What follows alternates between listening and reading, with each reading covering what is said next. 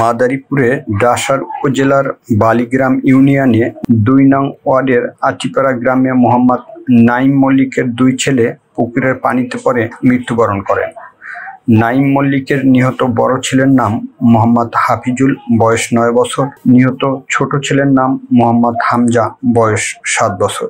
প্রশাসন ও স্থানীয়রা জানান, গত বুধবার ১৭ সেপ্টেম্বর বিকালে বাড়ির উঠানে খেলছিল ২ সহোদর ভাই হাফিজুল ও হামজা।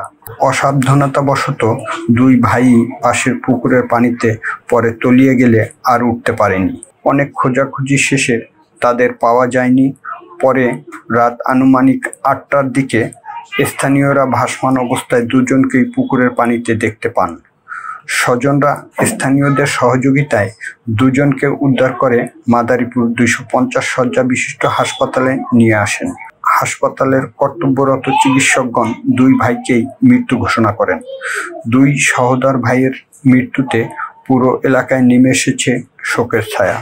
নিহতদের স্বজনরা বলেন, আমার এই নাতি আটিপাড়া গ্রাম নাঈম মোল্লার 2টি ছেলে, আর ওই ছোট ছেলেটা ওই মোবাইলে পড়ার পরে ওই বড় ছেলে আবার গেছে, আর ওই দুজন যাইছে উড়েতে যাইয়া ওই পানিতে পড়িয়া আর উঠতে পারে নাই।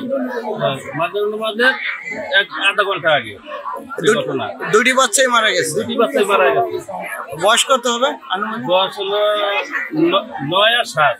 বড় ছেলের হলো 9 আর ছোটটার হলো 7।